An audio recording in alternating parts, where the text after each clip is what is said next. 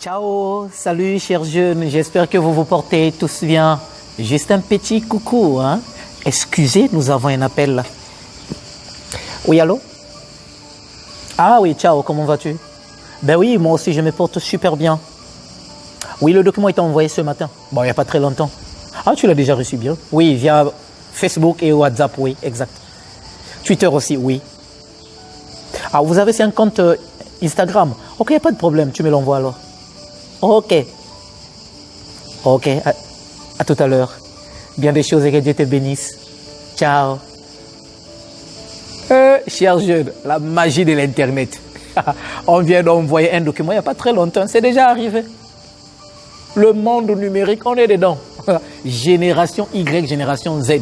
Génération 2.0, je dirais même 5.0. C'est tellement qu'on est dedans, là, ça nous emballe, ça avance tellement vite.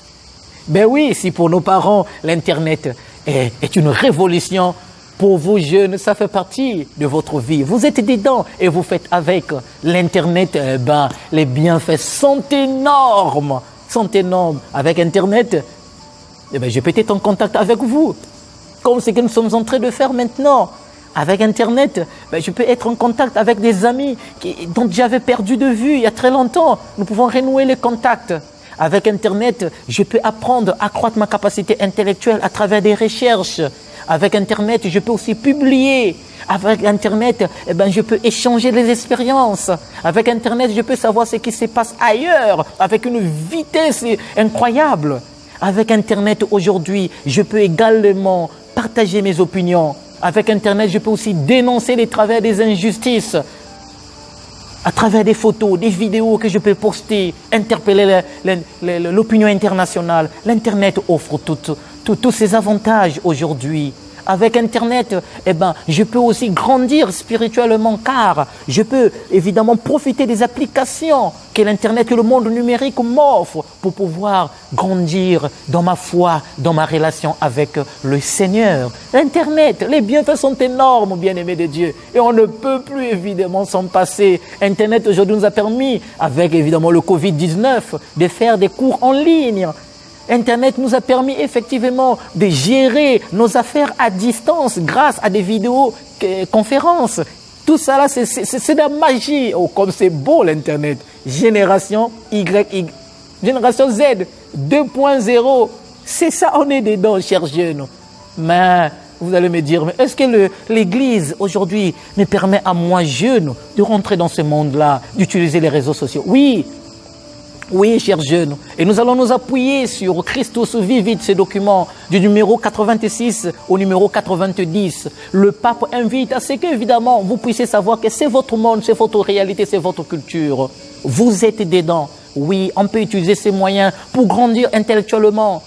On peut utiliser ces moyens, je dis bien moyens, pour pouvoir avancer dans nos recherches, dans nos études. On peut utiliser ces moyens pour pouvoir vivre et élever notre, n'est-ce pas, force intérieure, notre force spirituelle, grâce à des textes bibliques que nous pouvons recevoir des uns et des autres, grâce aux enseignements bibliques que nous pouvons évidemment suivre. L'Internet, c'est incontournable. Et Christus Vivit, ces documents de l'Église, nous invite à ce que nous puissions les utiliser, que nous puissions entrer dedans, mais pas comme une fin, mais plutôt comme étant un moyen. Et d'ailleurs, en m'appuyant sur Christus Vivit, j'aimerais faire un petit partage avec vous sur 10 points que je considère ici des risques. Il est cette fois que nous pouvons utiliser Internet, on est dedans, mais attention, il ne faudrait pas que nous puissions devenir des esclaves. On doit demeurer maître du monde numérique. 10 risques. Le tout premier que j'ai évidemment voulu partager avec vous, c'est confondre la communication et le contact virtuel. Dans la communication, vraie relation avec le contact virtuel, il ne faut jamais confondre les deux. 2. L'Internet peut devenir un espace de solitude. Oui, certains s'enferment dans leur chambre. On cherche même à éviter les contacts avec des parents. On ne veut même plus partager, on ne veut même plus causer, échanger avec des parents, avec des amis. On s'enferme, n'est-ce pas, dans sa boîte, avec sa machine, avec son smart. Le monde s'arrête là. On devient trop solitaire. 3. développer une dépendance. L'Internet peut faire de telle sorte que nous tombons dans une sorte de dépendance. Une dépendance qui peut nous faire perdre le contact de la réalité vraie. Et on pense que le monde virtuel, c'est le vrai monde. Non, c'est virtuel, c'est pas le vrai monde. Le monde réel, il est là devant toi. Va, rencontre les autres, cause avec les autres. Alors que ça ne devienne pas une dépendance d'Internet au point de perdre des heures et des heures, oubliant même mon cahier à côté. Attention. 4. Espace de violence. L'Internet peut devenir un espace de violence aujourd'hui. Et ça, le pape le cite dans Christus Vivit. Faisons attention, car aujourd'hui, avec les cyberbizoutages que vous connaissez très bien, la pornographie, le sexe online, des mariages online, qui évidemment est en train de dénaturer même l'homme dans son intérieur. Chers jeunes, évitons, faisons attention avec Internet. 5. Entraîner la perte de vérité. Oui, Internet peut entraîner cette perte de vérité. Aujourd'hui, pour faire le buzz, qu'est-ce qu'on fait? Eh bien, on peut inventer des informations, on les balance tout simplement parce qu'on voudrait, n'est-ce pas, que les gens puissent bien cliquer, que les gens puissent bien, n'est-ce pas, se prononcer. Et voilà, et pour nous, ça fait du succès. Ce sont des fake news qui se multiplient aujourd'hui, tout simplement pour nous montrer que l'Internet peut devenir un instrument qui, non seulement peut nous conduire vers de bonnes choses, mais parfois nous fait tomber dans ce que j'appelle aujourd'hui des contre-valeurs. 6. Des lobbies. L'Internet aujourd'hui peut devenir des lobbies, peut favoriser la création des lobbies où évidemment on manipule des gens dans la manière de penser, de concevoir la vie. Aujourd'hui, il y a la pensée unique qui se développe aussi. On crée des petits réseaux, on pense que notre monde s'arrête avec le petit réseau que nous avons créé là. Attention, il ne faudrait pas tomber dans ces lobbies-là. 7. Migration numérique. Et ça, c'est le pape qui nous le dit dans Christus Vivit 90. L'Internet peut faire de telle sorte que nous tombons dans des migrations numériques. Qu'est-ce qu'il appelle par migration numérique?